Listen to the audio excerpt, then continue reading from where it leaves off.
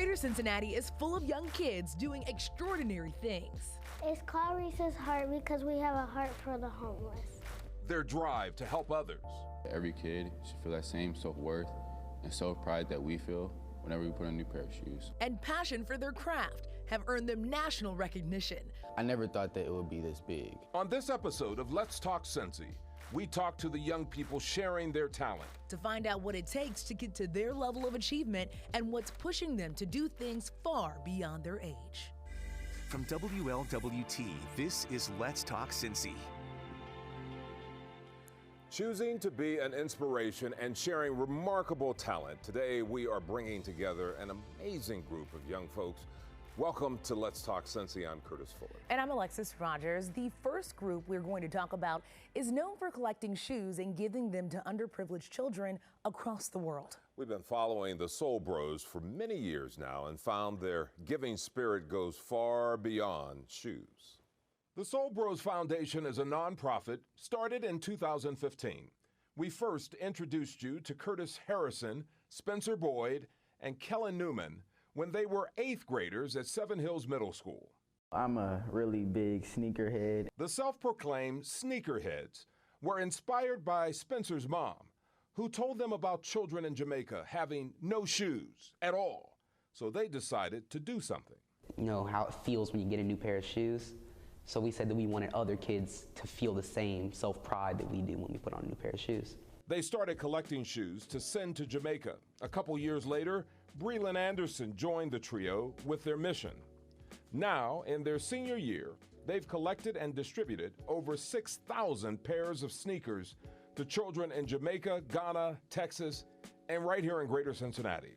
They've opened a sneaker closet at Revelation Baptist Church in the West End that serves as a holding and distribution location. So like kids can come in there and see what shoes they want.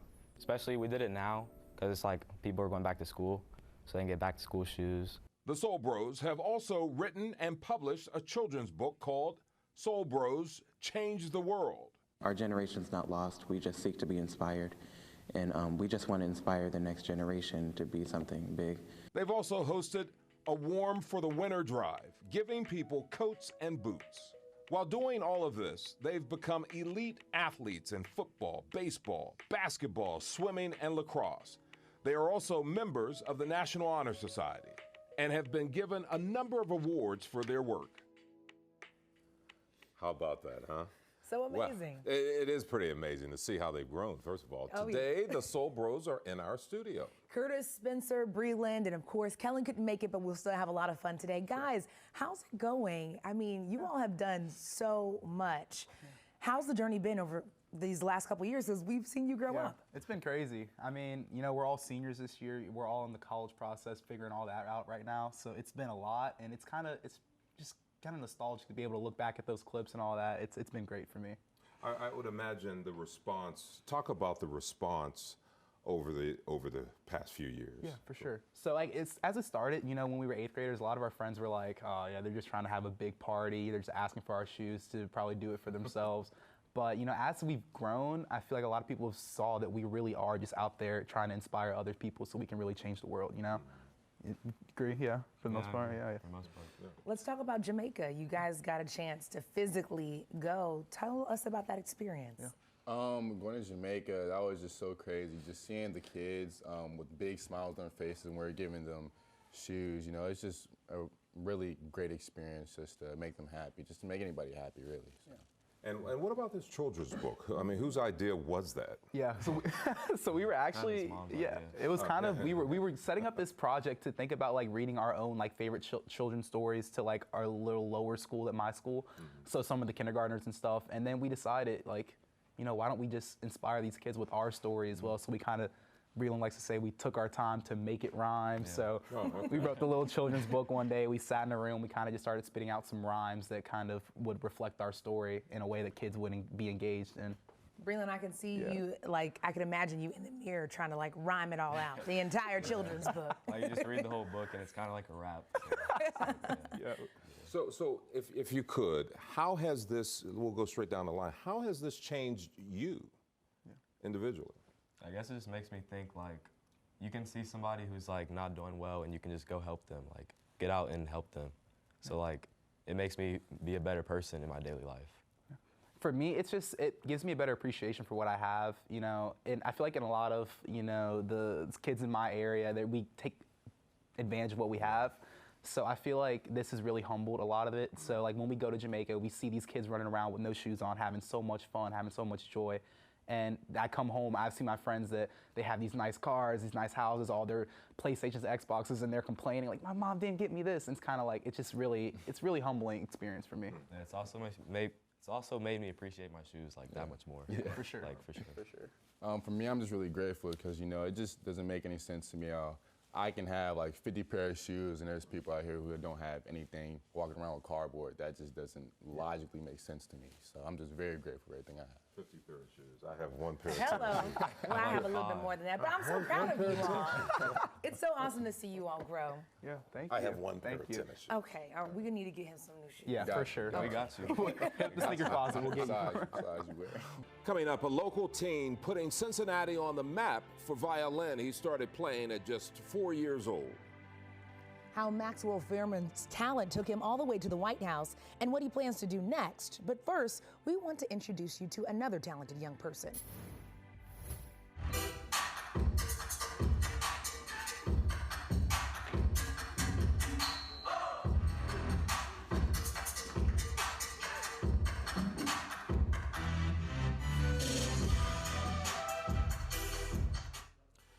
Meet 16-year-old Jaira Burton. He is a student at Cincinnati Hills Christian Academy. His parents say he's been dancing since the age of 6. You know, he caught the eye of America's Got Talent and many across the city with his iconic mime dancing. He perfected this unique style of dance in spite of being diagnosed with epilepsy. He continues to inspire many.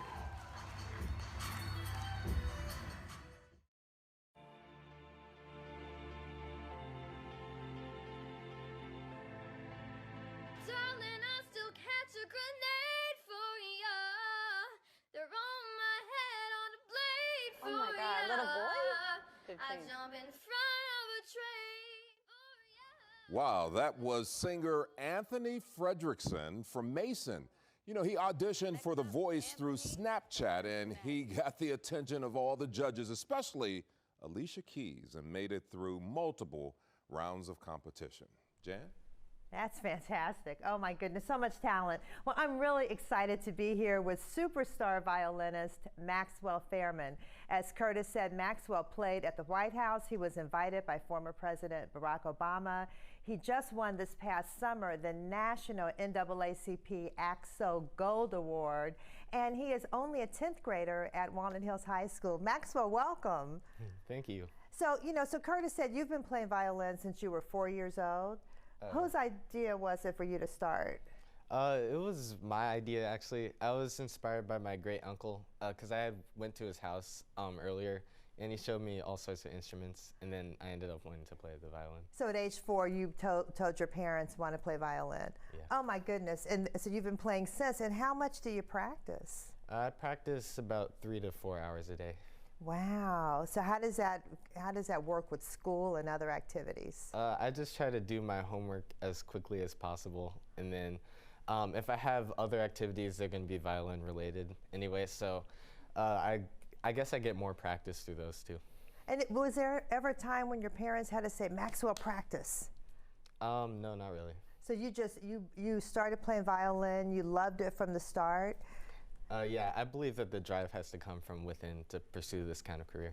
Wow, you definitely had that drive. So what's the best experience you've had playing violin? Probably going to the White House in 2016. Yeah, tell us about that. So we got to play for Michelle Obama because Barack Obama was overseas at the time, and so it was with a quartet. We called it the Perfect Fourth, and we had played at the Sphinx Performance Academy that summer. Yeah. And Sphinx was receiving an award, so we got to play at the award ceremony. Oh my goodness. Okay, so we would like to hear you play. So we're going to let you play something, and we'll just go out as you're playing something for us. Okay.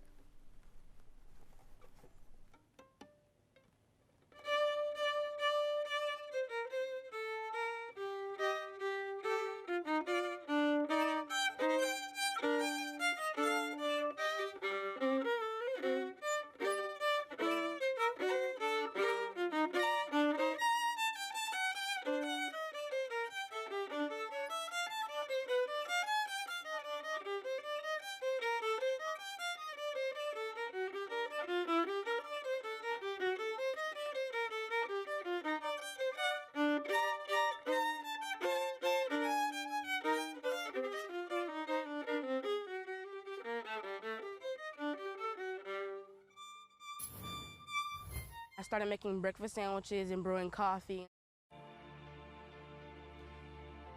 From preparing family meals to winning a nationally televised food competition, the local teenager who became champion of Chopped Junior, and how she's now making a difference when Let's Talk Cincy returns.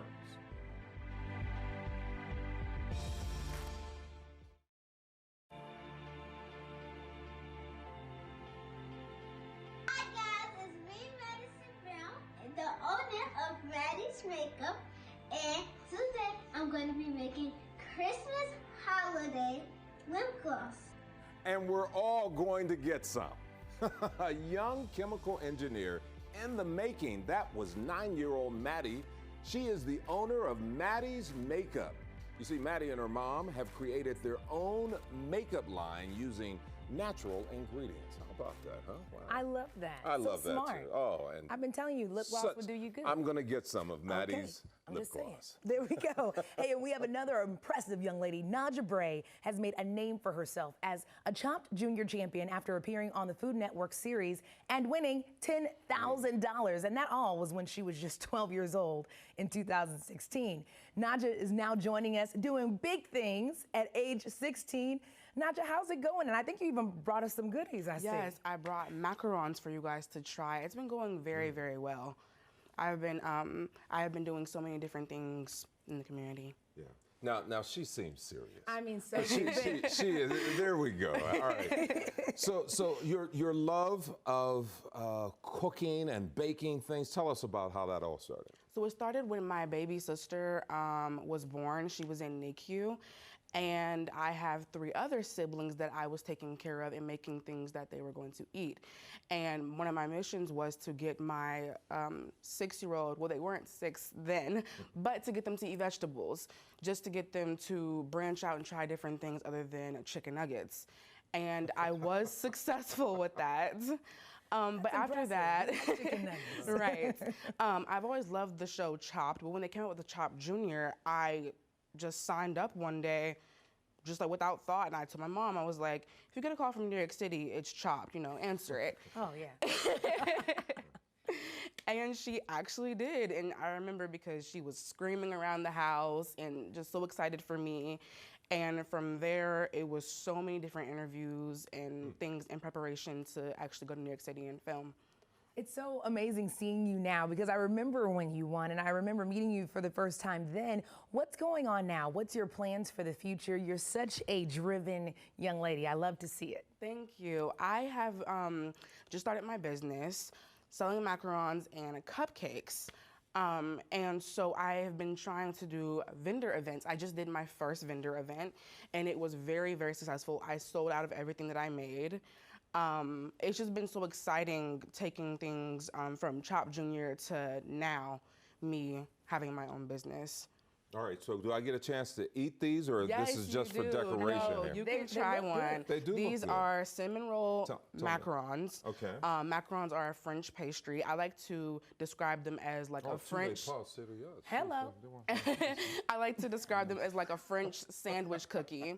So there's cream cheese buttercream in the inside. Okay. All right. And those are cinnamon roll. He's having a lot of fun with this macaron. Oh, we miss you.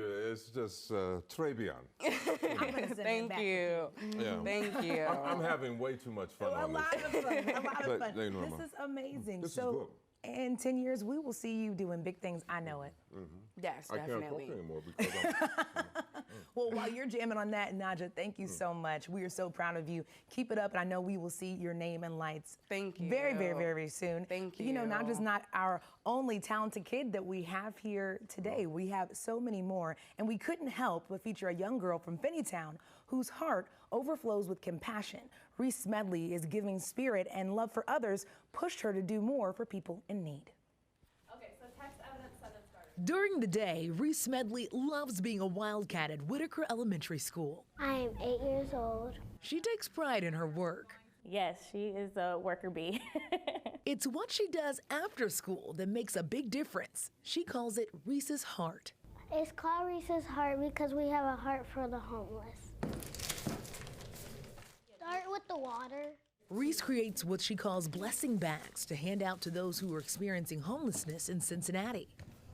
One day I was downtown and my mom was driving, and then I saw a homeless man, and we didn't have anything to get, and I started crying because I really wanted to give him something. Within just a couple of months, Reese gathered hundreds of donations, and with the help of her family and friends, she's handed out around 200 bags. It was very fun to make bags. We put food like granola bars, water,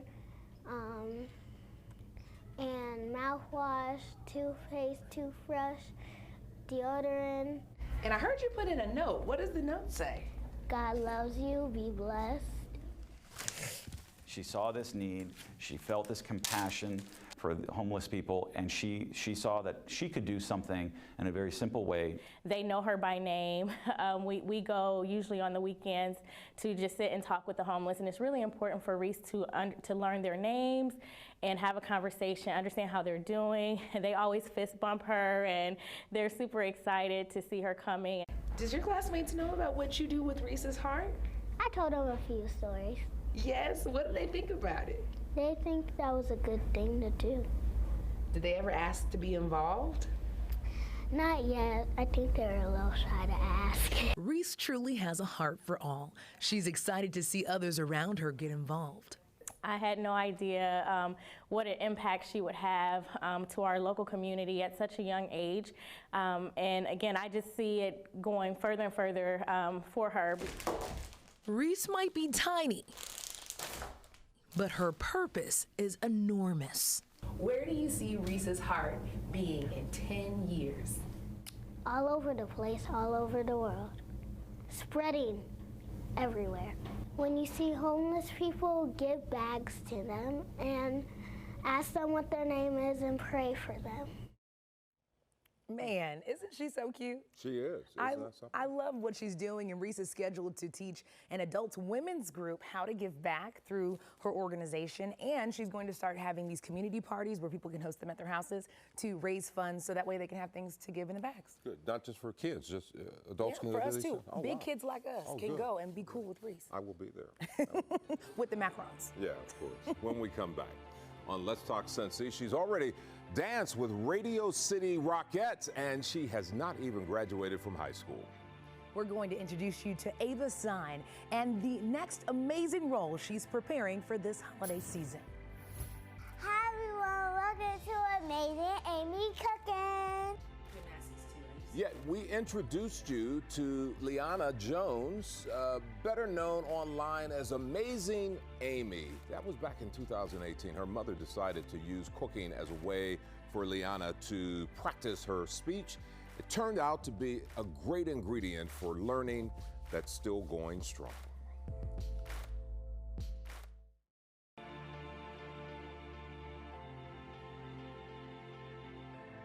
My name is Josiah, and I am a kingdom kid, and I am 5 years old, and I am great.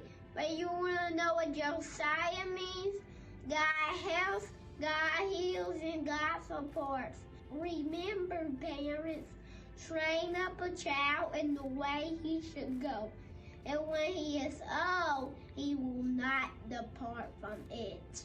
All right, Josiah, we got your message. We're highlighting talented kids in the Cincinnati area, and that was Josiah from Zion Temple Christian Academy in Avondale. He started Kingdom Kid Apparel, and they provide clothing to not only inspire and motivate children, but their parents as well. And of course, we have another really cool and talented kid, and actually really young woman. I'll call you a young woman. We have Ava Sign here with us. So graceful, so elegant. How are you today? I'm good, how are you? Good, good, good. I mean, you're a busy lady. The School of Creative and Performing Arts, Yes. you could probably dance around circles when it comes to us. Let's talk about when you dance with the Radio City Rockettes, because that's amazing and huge. Yeah, I danced for the Radio City Rockettes for 2 seasons at the Grand Ole Opry in Nashville. I was 12 years old and 13 at the time, and it was an amazing experience. I got to perform for Keith Urban and Nicole Kidman, and I got so close with the Radio City Rockettes, and I still keep in contact with them. Well, that is pretty cool. I was asking you who you admire as a dancer, and obviously Ms. Copeland. Yes, of course, yeah. Where did this love for dancing start? Oh, I've been dancing since the age of 3. I fell in love with ballet in Point, and that's when I got the job for Radio City. And I've been dancing at the School for Creative and Performing Arts since the 5th grade. And I train for 5 hours every day and 10 hours at my other studio each week, and I study over the summers. I studied at the Juilliard School over this past summer, and that was an amazing experience, so I just love dancing. What's next for you? Oh, I'm auditioning for shows and ballet companies and applying to colleges at the moment, so I don't know what my plans for next year will be, but I'm excited. Wow.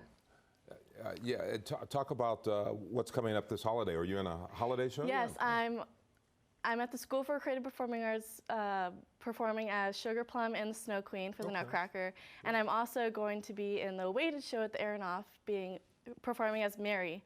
Wow. And yeah, so you can get your tickets at weightedshow.com and other information. The show is December 20th through 23rd. There you go. They will appreciate that. They will appreciate that. I guess should we bring in the yes, let's bring in all of our talented young adults and kiddos. How about we say that? You guys are all too cool for school. This is awesome. I think what's most impressive is that so often we do these stories, negative stories about what is happening to young people, but all of you really inspire me. I mean, just pretty amazing. Pretty amazing. So we appreciate you all being here. Good luck to you. Anytime you know, are with presidents and kings and things. Just give us a call. Let them know about Let's Talk Cincy. How's that? I hope you have enjoyed this, and thank you for joining us for this edition of Let's Talk Cincy. We want to hear from you. So email us your ideas at ltc@WLWT.com, and you can also see full episodes on our website. Stay encouraged, and we'll see you next time.